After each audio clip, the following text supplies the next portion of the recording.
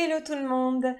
Bienvenue dans cet épisode de Mon corps, mon succès avec Stéphanie Dess. Alors aujourd'hui, nous allons discuter de l'importance de connaître son repère de faim et de satiété pour une perte de poids saine.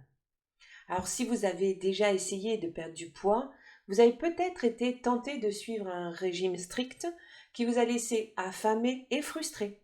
Ou peut-être vous êtes vous-même privé de nourriture pour atteindre votre poids idéal. Cependant, ces approches peuvent être dangereuses pour votre santé et n'ont souvent pas d'effet durable sur votre poids. C'est pourquoi c'est important de comprendre son propre repère de faim et de satiété, qui est un outil clé pour atteindre une perte de poids saine et durable. Alors dans cet épisode, nous allons vous expliquer ce qu'est le repère de faim et de satiété, pourquoi il est important pour votre santé et comment vous pouvez l'utiliser pour atteindre vos objectifs de perte de poids de manière durable et sans frustration. Alors, restez à l'écoute pour en savoir plus sur le repère de faim et de satiété et comment cela peut vous aider à atteindre votre poids santé. Comprendre son repère de faim et de satiété est essentiel pour une perte de poids saine et durable. Les signaux de faim et de satiété sont des mécanismes naturels de régulation de l'appétit qui vont permettre à votre corps de vous dire quand vous avez besoin de manger et quand vous êtes satisfait, quand vous avez assez mangé. Si vous apprenez à écouter ces signaux, vous allez pouvoir mieux contrôler votre consommation alimentaire, éviter de trop manger et réduire alors votre consommation de calories. Et cela va pouvoir vous aider à perdre du poids de manière durable. Et ça, sans privation et sans frustration. D'un autre côté, ignorer ces signaux de votre corps va entraîner une consommation excessive de nourriture, une prise de poids et une alimentation déséquilibrée. Cela peut également perturber vos hormones de la faim et de la satiété, ce qui peut rendre plus difficile de savoir quand vous avez assez mangé et quand vous avez faim. En bref, connaître votre repère de faim et de satiété est alors essentiel pour une perte de poids saine, mais aussi pour maintenir un mode de vie alimentaire équilibré à long terme. Dans la section suivante, nous allons vous expliquer comment identifier ces signaux et comment les utiliser pour atteindre vos objectifs de perte de poids. Pour comprendre les signaux de la faim, il faut comprendre comment le corps signale la faim. On a compris que pour perdre du poids de manière saine, il est important de comprendre les signaux que notre corps nous envoie. Et lorsqu'il s'agit de la faim, il existe deux types de signaux que nous pouvons observer. Les signaux physiques et les signaux émotionnels. Commençons par les signaux physiques de la faim. Ce sont des signaux les plus évidents et les plus couramment observés. Lorsque l'estomac est vide, le corps peut émettre des gargouillements d'estomac, des contractions, des sensations de vide ou de creux dans l'estomac. Ces signaux sont généralement assez clairs et faciles à identifier. Cependant, il va être important de noter que les signaux physiques de la faim peuvent varier d'une personne à l'autre. Nous sommes tous uniques et nous avons tous des signaux uniques à notre façon. Certaines personnes peuvent ne pas ressentir de gargouillement d'estomac ou de contraction, mais plutôt une sensation de brûlure dans l'estomac ou des nausées. Il va donc être important d'apprendre à reconnaître des signaux que votre corps vous envoie, et même s'ils sont différents de ceux des autres personnes.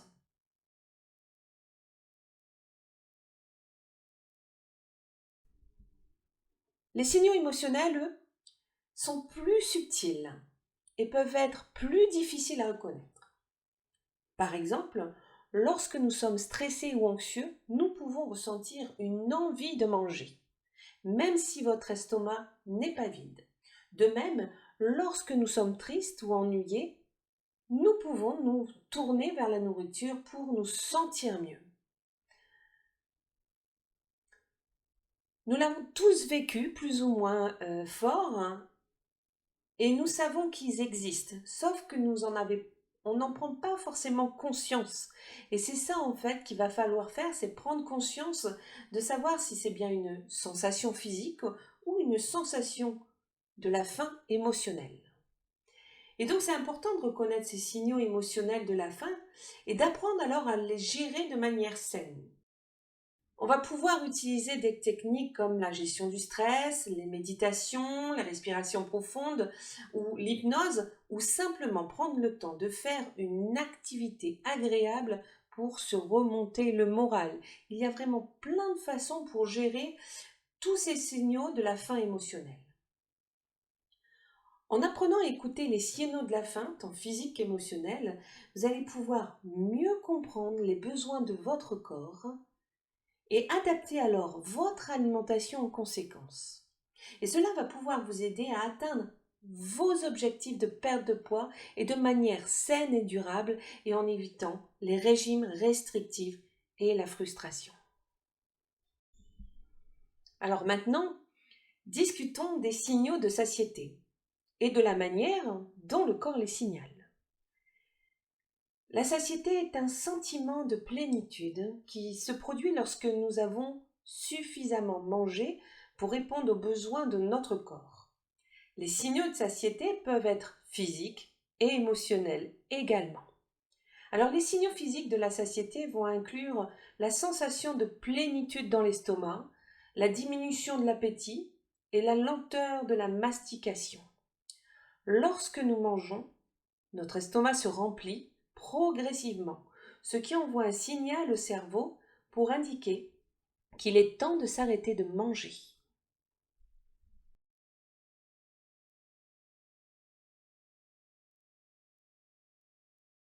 Pour les signaux émotionnels de la satiété, c'est un sentiment de satisfaction et de contentement qui accompagne la consommation de nourriture. Ces signaux peuvent également provenir de la stimulation des papilles gustatives et des autres sens impliqués dans le processus de manger. En écoutant notre corps pour reconnaître les signaux de satiété, nous pouvons alors manger juste ce qu'il faut pour répondre à nos besoins, plutôt que de manger au-delà de nos besoins, ce qui peut entraîner une prise de poids et une détérioration de notre santé. Alors je vous entends dire, ok, on connaît ça, il faut repère de faim, repère de satiété, on va pouvoir perdre du poids sainement, mais alors comment on utilise le repère de faim et le repère de satiété pour perdre du poids? Ça, c'est la question qui vient juste après et je vous entends me le dire comme si vous étiez là. Et vous allez voir, c'est très simple. Il suffit de faire point par point les choses dans l'ordre facilement pour que vous puissiez justement perdre du poids simplement en utilisant votre repère de faim et de satiété. Premièrement, c'est comment vous allez identifier votre propre repère de faim et de satiété. On a dit ce que c'était, hein. Maintenant il va falloir que vous mettiez en application pour pouvoir les ressentir, les voir ou les entendre. Pour identifier votre propre repère de faim et de satiété, il va être important de prendre le temps de vraiment écouter votre corps, d'être vraiment dans le regard interne de votre corps, vraiment ressentir au plus profond de vous ce qui vous amène à manger et à arrêter de manger. Une des choses les plus efficaces à faire et les plus simples à mettre en place, c'est de commencer par garder un journal de vos habitudes alimentaires et de votre ressenti physique avant, pendant et après le repas. Faites-le sur 2 semaines pour voir vraiment. Et à chaque repas, à chaque fois que vous mangez. Le repas, ça peut être le matin, ça peut être le midi, ça peut être le soir, les repas classiques, mais ça peut être tous les repas que vous faites. Donc les collations, les grignotages, faites vraiment tout. Sans aucune culpabilité. C'est-à-dire noter, sans dans un premier temps essayer en fait de faire quoi que ce soit dans la perte de poids. Il faut vraiment que vous appreniez à ressentir, entendre et voir vos repères de faim et de satiété avant en fait d'en faire quelque chose. Ça va vous permettre de mieux comprendre les signaux que votre corps vous envoie. Il va être intéressant aussi de connaître les différents niveaux de faim et de satiété. En effet, la faim peut être classée en plusieurs niveaux. Elle va de la faim légère à la faim intense, tandis que la satiété peut être classée en niveaux allant de la satisfaction à la suralimentation. Notez tout ça dans votre journal également et vous allez voir que vous allez apprendre plein de choses sur vous. Et en faisant, en fait, quand vous allez être en conscience de cet apprentissage, ça va devenir après automatique et vous allez voir que normalement, au bout de 2 semaines, c'est déjà beaucoup plus facile. En apprenant alors à reconnaître les différents niveaux de faim et de satiété, vous allez pouvoir mieux ajuster vos choix alimentaires et manger en accord avec les besoins de votre corps. Il va être important également de noter que tout le monde a un repère de faim et de satiété différent. Apprendre à reconnaître vos propres signaux peut prendre du temps et de la pratique, mais cela peut grandement contribuer à une alimentation plus saine et à une perte de poids durable. Arrêtez d'écouter les autres sur ce qu'ils ressentent. Vous n'êtes pas eux, ils ne sont pas vous. On est tous uniques et on a tous une façon en fait de voir et d'entendre et de ressentir nos repères de faim et de satiété. Faites votre journal et soyez à l'écoute de votre corps et pas de ce qu'on peut dire. Deuxièmement, c'est comment vous allez éviter de manger en dehors de votre zone de confort en écoutant donc les signaux de votre corps. Ça, c'est ce qui va également vous permettre de perdre du poids en utilisant vos repères de faim et de satiété.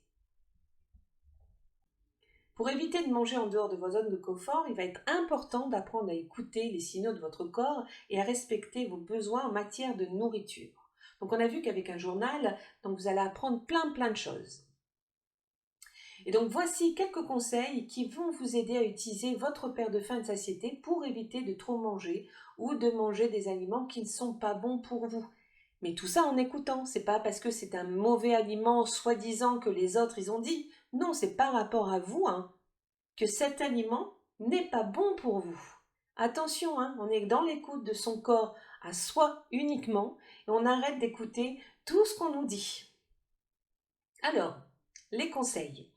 Apprenez à reconnaître les signaux de la faim de la satiété que votre corps vous envoie. Donc on a vu, avec ce journal, vous allez pouvoir noter. Et ça peut être des signaux physiques tels que les gargouillements d'estomac, la baisse d'énergie, la sensation de faiblesse, mais ça peut être également des signaux émotionnels tels que de l'irritabilité ou de la frustration.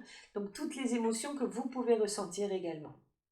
Essayez de manger lentement, de mâcher soigneusement chaque bouchée. Ça va vous permettre de mieux ressentir les signaux de satiété lorsque vous êtes en train de manger. Évitez de manger en regardant la télévision ou en faisant autre chose en même temps. Cela peut distraire votre attention des signaux de votre corps et vous amener à manger plus que nécessaire. Vous n'êtes pas à l'écoute complète de votre corps. Ne vous forcez pas à finir votre assiette. Si vous n'avez plus faim, apprenez à reconnaître la différence entre le fait d'être rassasié et le fait d'avoir simplement envie de continuer de manger. Si vous êtes rassasié, arrêtez de manger et s'il y en a encore dans l'assiette, laissez-la. Mettez-la dans une boîte en plastique, gardez-le pour autre part. Moi j'ai des poules personnellement, je donne à mes poules, mais reste. Petite astuce également, mangez dans une petite assiette. Vous allez voir que vous allez être plus vite rassasié avec des plus petites quantités. Évitez de manger lorsque vous êtes stressé ou anxieux. Essayez plutôt de trouver d'autres moyens de vous soulager, comme par exemple faire des exercices, pratiquer de la méditation qui va vous permettre de gérer votre stress. Vous l'avez bien compris qu'en écoutant les signaux de votre corps et en évitant de manger en dehors de votre zone de confort, vous allez pouvoir atteindre votre poids santé sans restriction ni frustration. Troisièmement, c'est comment ne pas trop manger en utilisant votre repère de satiété. Alors il va être important d'écouter les signaux de votre corps pour éviter de trop manger, de dépasser votre zone de confort. Nous avons vu qu'avec notre journal, nous allons apprendre à reconnaître nos signaux, les nôtres, pas ceux des autres, j'insiste. Et donc vous allez pouvoir arriver à ne pas trop manger avec ce repère de satiété. Tout simplement. Une fois que vous avez commencé à sentir que votre faim est satisfaite et que vous êtes presque rassasié, essayez de vous arrêter de manger. Non, faites mieux que ça. Arrêtez de manger. Vous allez pouvoir également prendre une pause pendant quelques minutes et ressentir si vous êtes vraiment rassasié avant de continuer à manger. Vous avez commencé votre repas, faites une pause, posez vos couverts, faites une pause, soyez vraiment un ressenti à l'intérieur de vous et voyez si vous avez encore faim ou pas. Faim physique et non émotionnelle. Ressentez si vous avez un début de satiété. Si vous avez un début de satiété, arrêtez-vous de manger. Comme je l'ai déjà dit, il est important de manger lentement, savourer chaque bouchée pour vous donner le temps de ressentir les signaux de satiété de votre corps. Et en plus de ça, ça va décupler le goût de l'aliment et vous allez prendre encore plus de plaisir à manger. Si vous vous sentez tenté de manger davantage, rappelez-vous que vous pouvez toujours manger plus tard si vous avez encore faim. Vous avez le droit. Arrêtez-vous de manger et autorisez-vous à manger lorsque vous avez faim, une faim physique. Lorsque c'est une faim émotionnelle, on répond autrement à cette faim émotionnelle qu'avec de la nourriture. La nourriture, elle est faite pour combler une faim physique.